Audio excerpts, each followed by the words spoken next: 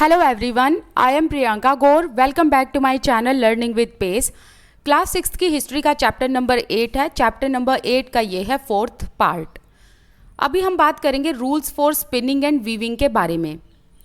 देखो, अर्थशास्त्र में ना स्पिनिंग एंड वीविंग के रूल्स बताए हुए हैं एंड अर्थशास्त्र के बारे में चैप्टर नंबर 7 में ऑलरेडी मेंशन किया हुआ है. देखो, अर्थशास्त्र में जो रूल्स बताए हुए हैं, इसके अलावा एक चीज़ ये भी बताई हुई है कि किस तरीके से एक स्पेशल ऑफिशियल, पहले तो स्पेशल ऑफिशियल का मतलब समझो. इसका मतलब होता है हिंदी में पदाधिकारी, और इसको हम इस तरीके से समझ सकते हैं कि जैसे कोई सुपरवाइज़र होता है या कोई सरकारी ऑफिसर होता है. ठीक है, तो जो स्पेशल ऑफिशियल है उसके सुपरविज़न में, उसकी निगरानी में किस तरीके से कारखानों में स्पिनिंग एंड वीविंग का काम होगा, इस चीज़ को डिस्क्राइब किया हुआ है. और अब यहाँ पर रूल्स लिखे हुए हैं कि स्पिनिंग एंड वीविंग के क्या क्या रूल्स होने चाहिए. जैसे कि सबसे पहले तो यहाँ पर ये बताया हुआ है कि कारखानों में कौन लोग काम कर सकते हैं, जैसे कि विडोज़ विमेन. इसके अलावा जो यंग विमेन है, जो डिफरेंटली एबल्ड है, मतलब जिनको किसी न किसी तरीके का कोई डिसऑर्डर है.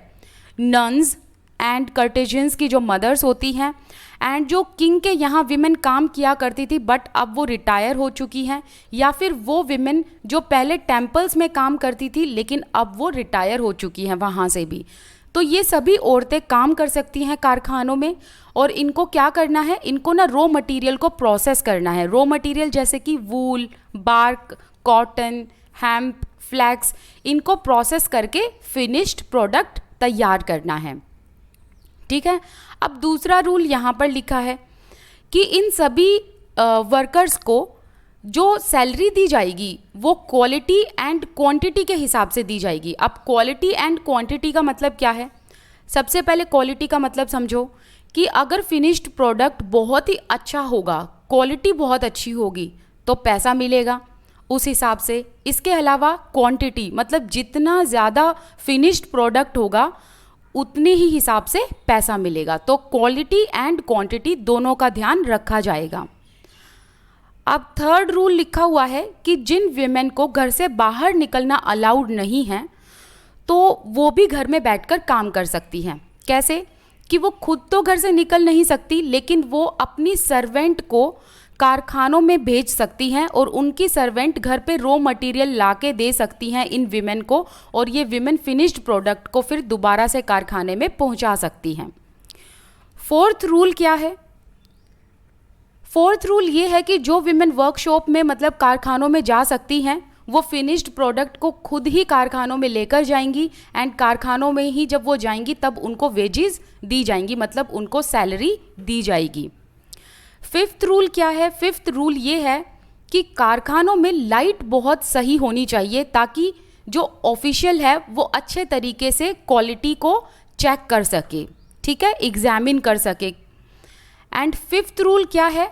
अगर सुपरिटेंडेंट मतलब जो सुपरवाइज़र है या स्पेशल ऑफिशियल जिसे हम कह रहे हैं, और उसको यहाँ पर एक और नाम हम बोल सकते हैं सुपरिटेंडेंट, तो अगर ये सुपरिटेंडेंट विमेन की तरफ गलत नज़र से देखेगा या फिर काम के अलावा उनसे फालतू बातें करेगा तो सुपरिटेंडेंट को पनिश किया जाएगा.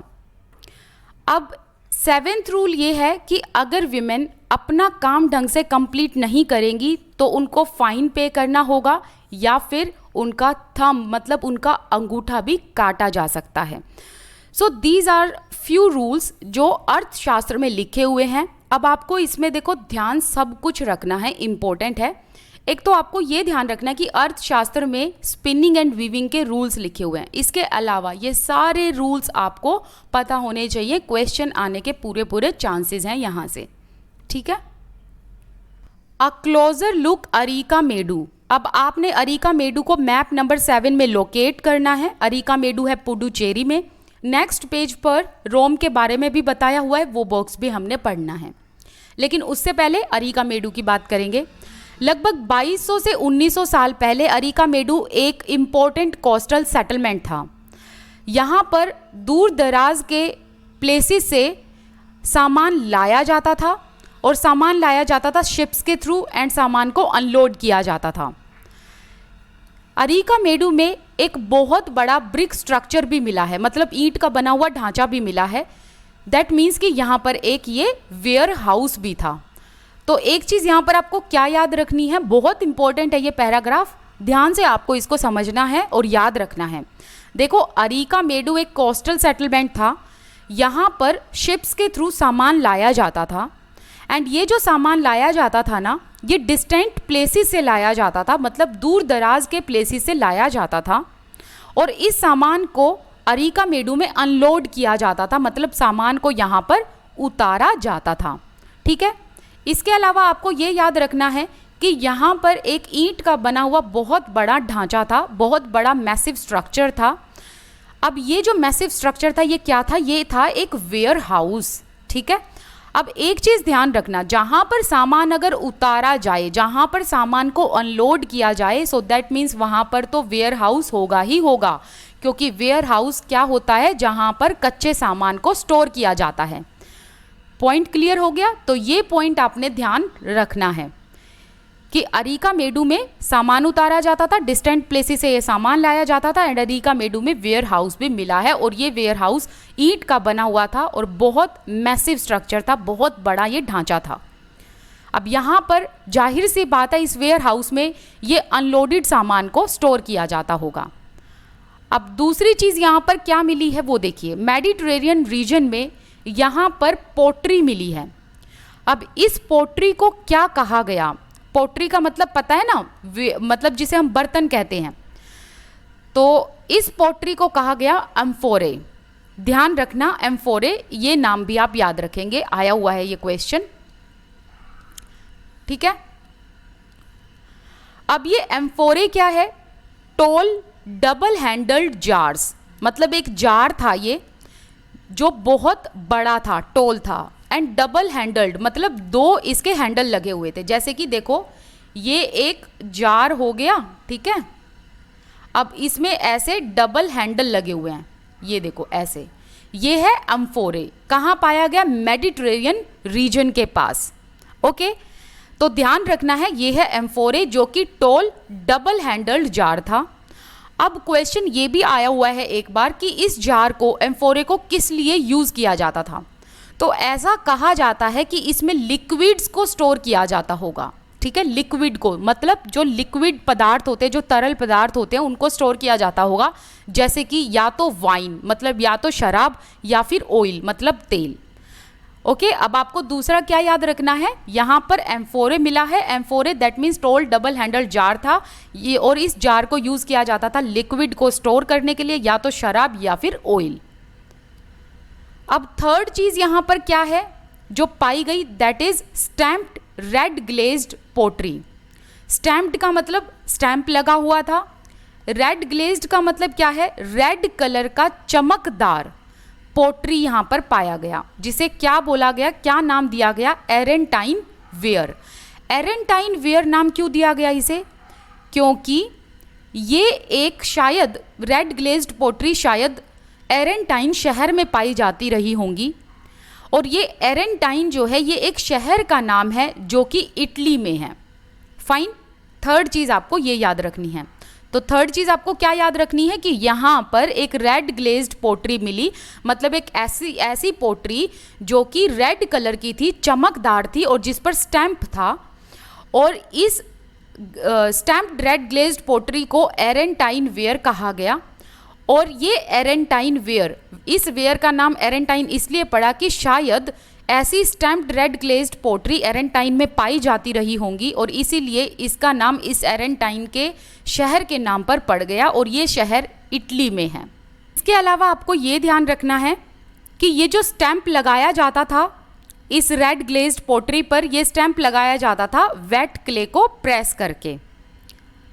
अब फोर्थ चीज़ यहाँ पर क्या पाई गई है, फोर्थ चीज़ यहाँ पर पाई गई है कि एक ऐसी पोट्री जो यहाँ लोकली बनाई जाती थी, लेकिन ये पोट्री जो बनाई जाती थी ना, इस पर रोमन डिज़ाइन किया जाता था। सो दैट मीन्स यहाँ पर रोम का कोई ना कोई कनेक्शन रहा होगा, या फिर रोम के लोग यहाँ आकर रहे होंगे। ठीक है, एंड इसके अलावा Roman lamp, glassware and gem मतलब जैम स्टोन, ये चीज़ें यहाँ पर पाई गई हैं। अब फिफ्थ चीज़ जो यहाँ पर पाई गई है वो है स्मॉल टैंक। अब ये स्मॉल टैंक जो है डाइंग वैट्स के लिए यूज़ किया जाता होगा। डाइंग वैट्स मतलब कपड़ों को डाई करने के लिए, रंगीन बनाने के लिए, कपड़ों को रंग देने के लिए, ठीक है। इसके अलावा यहाँ पर सेमी प्रीशियस स्टोन्स भी पाए गए हैं, ग्लास भी पाए गए हैं, और इस semi precious stones and glass से बीड्स बनाए जाते थे, ऐसे करके, ऐसे मोती से बनाए जाते थे, ठीक है। तो सिक्स्थ चीज़ ये पाई गई। अब एक चीज़ यहाँ पर और ध्यान रखनी है कि तमिल ब्राह्मी इंस्क्रिप्शंस भी यहाँ पाए गए। Several pieces of pottery have inscriptions in Brahmi, कि कुछ ऐसी पोट्री थी जिस पर ना ऐसे ब्राह्मी लिपि पाई गई है, ब्राह्मी लिपि से कुछ लिखा हुआ मिला है। और ये जो ब्राह्मी लिपि है इसको यूज़ किया जाता था तमिल लिखने के लिए, ध्यान रखना। अब देखो यहाँ पर आपको क्या क्या चीज़ें याद रखनी है, मैं दोबारा से रिवाइज करा देती हूँ क्योंकि ये बहुत बहुत इंपॉर्टेंट है, ठीक है। तो एक बार इसको दोबारा से रिवाइज कर लेते हैं। पहली चीज़ आपको क्या ध्यान रखनी है कि अरिकामेडु एक कोस्टल सेटलमेंट था, ठीक है। पहली चीज़ आपको क्या ध्यान रखनी है, कोस्टल सेटलमेंट था। यहाँ पर सामान उतारा जाता था और सामान लाया जाता था दूर दराज के क्षेत्र से, और सामान शिप्स के थ्रू लाया जाता था। अब सामान यहाँ उतारा जाता था, दैट मीन्स यहाँ पर एक वेयर हाउस भी था। पहली चीज़ याद हो गई। दूसरी चीज़, एम्फोरे मिले हैं यहाँ पर। एम्फोरा क्या होती है, एक ऐसा जार जिसमें ऐसे डबल हैंडल लगे हुए हैं और इसमें लिक्विड को स्टोर किया जाता होगा, जैसे कि या तो वाइन या फिर ऑयल। थर्ड चीज़ आपको क्या याद रखनी है, यहाँ पर एरेंटाइन वेयर मिले हैं, और ये वेयर का नाम एरेंटाइन इसलिए पड़ा कि ये जो है शायद ऐसी रेड ग्लेज्ड पोट्री एरेंटाइन में पाई जाती रही होंगी जो कि हमें फिर एरिकामेडु में मिली, और ये जो एरेंटाइन है ये एक इटली में शहर है। अब फिफ्थ चीज़ आपको क्या याद रखनी है, आपको याद रखना है कि यहाँ पर ऐसी पोट्री बनाई जाती थी जो कि लोकली बनाई जाती थी, लेकिन उन पर रोमन डिज़ाइन दिया जाता था, तो शायद रोमन पीपल के साथ इनका किसी न किसी तरीके का कनेक्शन रहा होगा। फिर आपको ध्यान रखना है यहाँ पर स्मॉल टैंक मिले हैं, और इन स्मॉल टैंक में क्या होता था, ये थे डाइंग वेट्स। इससे क्या होता था कि क्लोथ्स को रंग दिया जाता था, अलग अलग तरह का कलर जो है वो क्लोथ पर चढ़ाया जाता था। फिर आपको ध्यान रखना है कि यहाँ पर बीड्स बनाए जाते थे जो कि सेमी प्रीशियस स्टोन्स या ग्लास के बने हुए होते थे। फिर आपको ध्यान में रखना है कि यहाँ पर ऐसी पोट्री पाई गई है जिस पर इंस्क्रिप्शन किया हुआ था, और इंस्क्रिप्शन कौन सी स्क्रिप्ट में किया हुआ था, कौन सी लिपि में, ब्राह्मी लिपि में, ठीक है। तो दैट मीन्स यहाँ पर तमिल ब्राह्मी इंस्क्रिप्शंस पाए गए हैं, और ये ब्राह्मी लिपि को यूज किया जाता है तमिल को लिखने के लिए। अब यहाँ पर हम एल्सवेयर में रोम की बात करेंगे। अब आपने रोम को लोकेट करना है मैप नंबर 6 में, और मैप नंबर 6 आपको पेज नंबर 76 पर मिल जाएगा।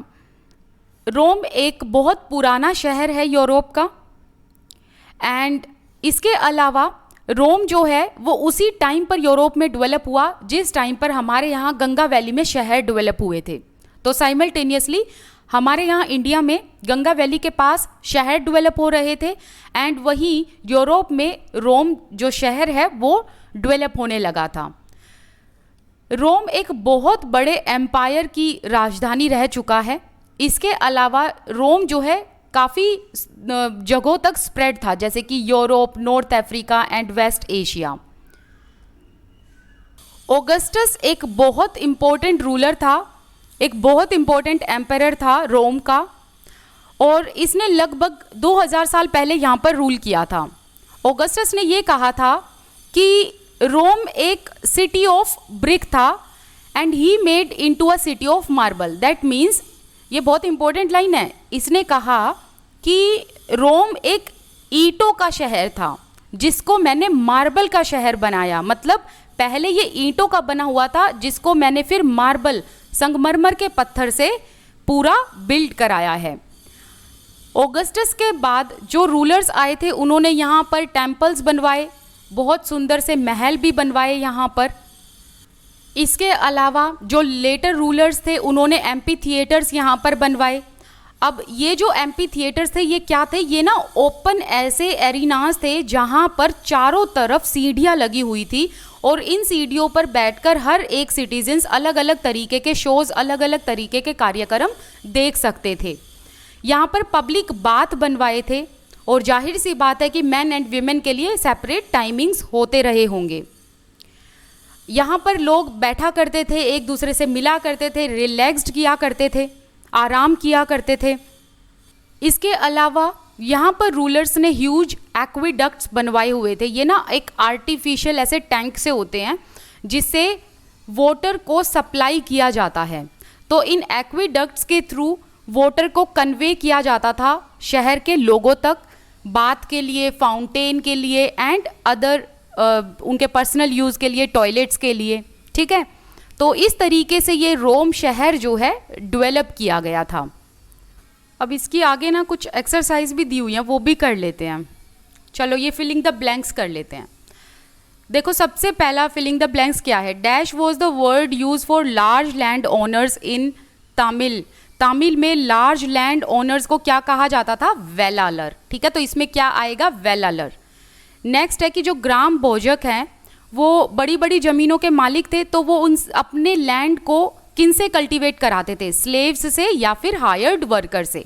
नेक्स्ट है ploughman were known as dash in Tamil. Tamil में प्लाउमैन, ऑर्डिनरी प्लाउमैन को क्या कहा जाता था? उझावर।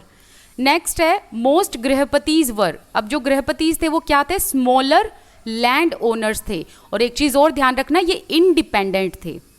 ठीक है, अब ये क्वेश्चन आप लोग कर लेना। यहाँ पर करेक्ट वन पर भी हम एक बार टिक कर लेते हैं, तो इससे हमारे जो एमसीक्यूज हैं वो भी सॉल्व हो जाएंगे। देखो रिंग वेल्स को किस लिए यूज़ किया जाता था? ड्रेनेज के लिए। पंच मार्क्ड कॉइन्स जो हैं वो किसके बने थे? सिल्वर के। नेक्स्ट है मथुरा एक इम्पोर्टेंट सेंटर था किस चीज़ का? Religious centre. ठीक है, इसके अलावा श्रेणीज जो है वो एसोसिएशन था किसके? क्राफ्ट पर्सन का जो एसोसिएशन था उसे हम श्रेणीज बोलते हैं।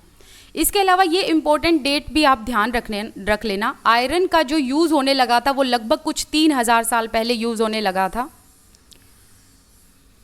Iron cities and punch marked coins, इनका जो यूज़ है वो बढ़ने लगा था कुछ लगभग 2500 साल पहले।